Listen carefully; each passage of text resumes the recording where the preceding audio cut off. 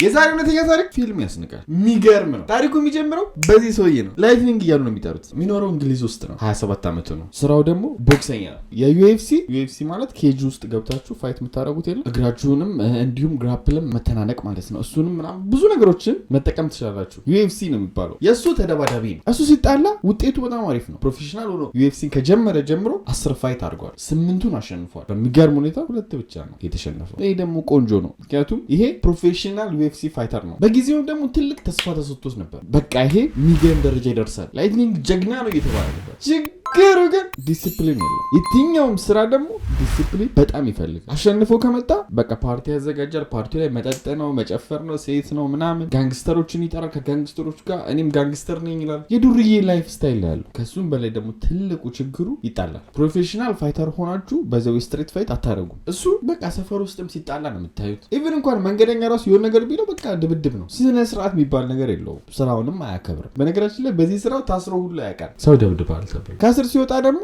አይማርም። አንዳንዴ ደግሞ በእንደዚህ አይነት መንገድ ካልተማራችሁ ህይወት ላይ በከባዱ ነው የምትማሩት። ጊዜውም አሁን 2005 ደረሰ። እሱም ከጭፈራ ቤት እየወጣ ነበር። አብሮትም ጓደኛው ነበረ። ምን እንደሆነ በማይታወቅ ሁኔታ ከጭፈራ ቤቱ ውጭ ካሉ ሰዎች ጋር ጠብ ጀመረ። የዛሬው ጠብ ደግሞ ከሌላው ጊዜ ከፍ የሚያደርገው በቃ የሚገርም ጠብ ነበር። ነገሮችን በቃ ማንም መቆጣጠር አቅቶታል። ልታገላግሉ ስገቡ ትጠበሳላችሁ በቦክስ። በዛ ላይ ግሩፕ ጠብ ነው። 2 3 4 ሆኖ ነው የሚጣሉት። በዚህ ጠብ መሃል ግን የሆነ ሰው ጩቤ ያወጣ። ከዛስ ጠጋ ብሎ ላይትኒንግን ወጋው ጀርባው። ላይትኒንግ ግን ጩቤው መከላከል አልቻለም። ምክንያቱም ከፊት ለፊት ከሌላ ሰው ጋር ጣላ ስለሆነ ይሄ ሰውዬ ድጋሚ ወጋው።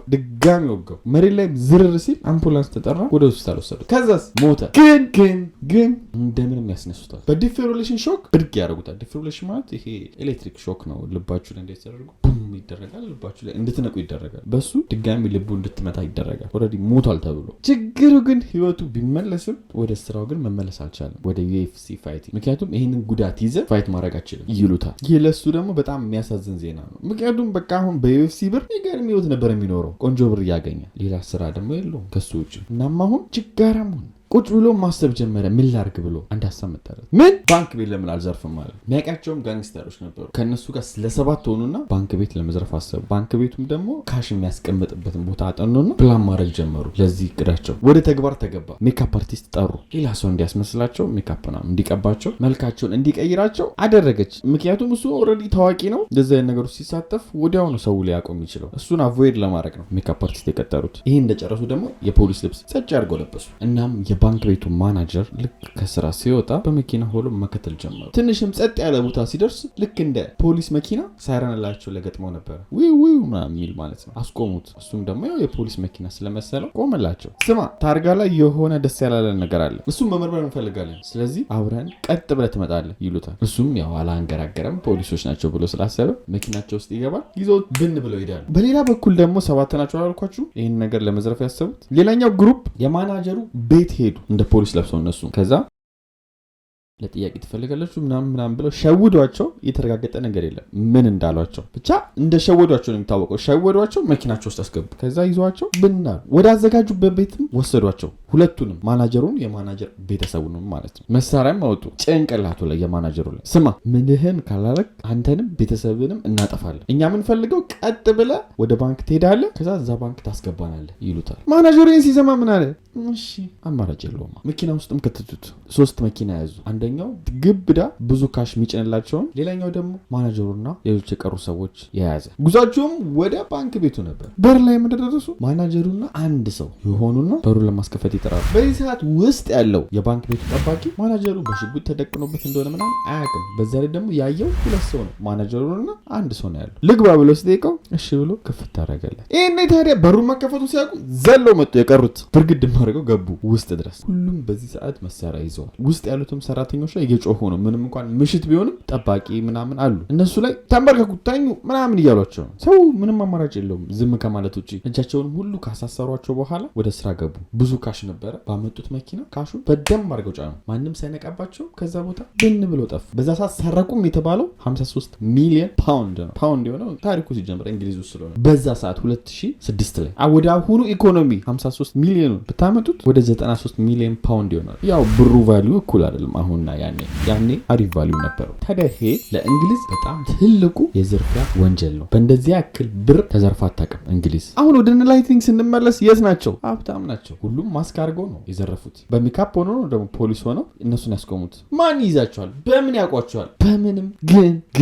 ግን ይሄ ነገር በተፈጠረ በነጋታው ፖሊስ የሆነ ነገር አግኝቶ ነበር። ይሄ አግኝቶ መረጃ ጠረጴዛቸው ላይ ቁጭ ብለው ነው የፖሊስ ጠረጴዛ ላይ ማለት ነው። እና በወረቀት ተጽፏል። ምን ተብሎ? ላይትኒንግ ወይም ደግሞ የዩኤፍሲ ተደባዳቢው ባንክን ለመዝረፍ አስቧል፣ ተጠንቀቁ የሚል ወረቀት ነው ማለት። ያው ይህንን ፕላን ሲዘርፉ ከመሀላቸው ነው አንዱ እንደዛ አይነት ነገር ሄዶ ለፖሊሶቹ ምልክት የሰጠው ማለት እንጂ ኦልሬዲ ምንም አይነት ፍንጭ አልነበረም ላይትኒንግ ይሆናል የሚል። ደግሞ እዚህ ፍንጭ ላይ ምን ተጨምሮበታል? ሲዘርፉ ሜካፕ ተቀብተው ሜካፕ የምሰራቸው ደግሞ እንትና ነች ሁሉ ተብሎ ስም ተጽፎ ነው ይሄ ወረቀት የፖሊሶቹ ዴስክ ላይ ተቀመጠው። ፖሊሶቹ ማን እንዳስቀመጠው ምን እንዳስቀመጠው አያውቁም። በቃ የሆነ ሰው ገብቶ ነው ዴስኩ ላይ አስቀምጠው የወጣው ሳይታይ። ስለዚህ አሁን ፖሊሶቹ ምን አደረጉ? ምንም በራሳቸው ያገኙት መረጃ የለም። ያላቸው ይሄ ወረቀት ስለሆነ ወረቀቱን ተከትለው ሜካፕ አርቲስቷ ጋር ሄደው ቀጨም አረጓት። ቤቷንም ስራዋንም መመርመር ጀመሩ። ቤቷ ሲመረመር ደግሞ ጋርቤጇንም መፈተሽ ጀመሩ። እዛ ጋርቤጅ ውስጥ ከተገኙ ነገሮች መሀል ደግሞ ዲኤንኤ ነው። ሜካፕ ስትሰራ እላያቸው ላይ የለጠፈችው ነገር ነበር። እሱ ብድግ ስታረገው ዲኤንኤያችሁን ይዞ ነው የሚነሳው። እንዲሁም ከእናንተ ጋር ብዙ ንክኪ ስላላት የእናንተን ዲኤንኤ በቀላሉ ነው የምትይዘው እሷ ማለት ነው። ይህንን መረጃ ነው ደግሞ እሷ ጋርቤጅ ውስጥ የጣለችው። አውጥተው ዲኤንኤ እናገኝበታለን ብለው ያሰቡትን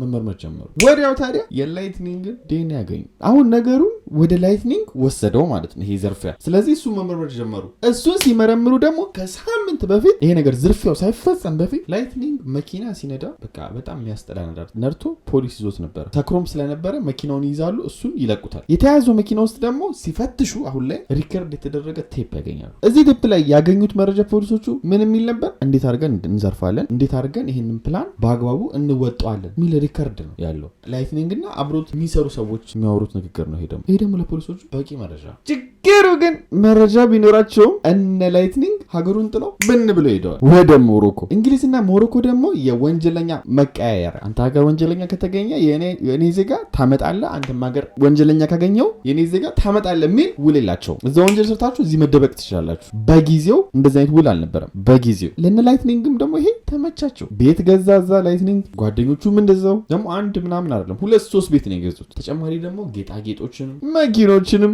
እንዲሁም ለሚስቶቻቸው ሁሉ ሰርጀሪ ሁሉ አሰርተዋል። ብቻ በቃ ፈታ እያሉ ነው ሞሮኮ ላይ። ይሄ ሁኔታቸውም ለ5 ወር ቀጠለ። አሁን ድረስ ላይትኒንግ አልተያዘም ሞሮኮ ላይ። ወደ እንግሊዝ ደግሞ ስንሄድ እንደነገርኳችሁ እንግሊዝ ላይ በዛን ሰዓት ይሄ ታይቶ የማይታወቅና ተሰምቶ የማይታወቅ በሀገራቸው አንደኛ የሆነ ዘርፊያ ነው። ማንም ዘርፏቸው አያውቅም። እንደዚህ ሞሮኮ እንደገቡ ደግሞ ያውቃሉ። መተኛ ታቃታቸው። በቃ ምን እናርግና እንዴት እናምጣቸው ማለት ጀመሩ። ከዛም ከሞሮኮ ጋር ውል ተፈራረሙ። ወንጀለኛ አንዱ ጋር እንዲሰጣጥ። እቺ ውልም እንዳለቀች ሞሮኮ ፖሊስ ሄዶ ላይትኒንግ ቀጨማራ። የላይትኒንግም ትክክለኛ ፎቶ ይህን ይመስላል። ፍርድም የቀረበው እዛው ሞሮኮ ፍርድ ቤት ነበር። ምክንያቱም የሞሮኮ ፍርድ ስጨርሱ ነው ወደ እንግሊዝ የምትላኩት። እንግሊዝም ድጋሚ ትታሰራላችሁ። እዛም የተፈረደበት 25 ዓመት ነው። እስካሁን አላለቀም። ኦልሬዲ ይሄ ታሪክ 2006 ላይ ነው የፈጸሙት። ስለዚህ 25ቷን ጥጥት ሲያረጋት አንጠልጥለው ወደ እንግሊዝ ይልኩታል። እንግሊዝም ያው እንደ አዲስ ይፈረዱበታል። ይህን ይመስላል የዛሬ እውነተኛ ታሪካቸው። እስካሁን ላይክ ካላረጋችሁ ምን እየጠበቃችሁ ነው ወገን? ላይክ አድርጉ እንጂ። ሜምበርም ደግሞ አዲስ ሰው እየገባ አይደለም። ምንድነው? ተቀላቀሉ። ተረፈ ወዳችኋለሁ። በቀጣይ እስከምንገናኝ ቻው።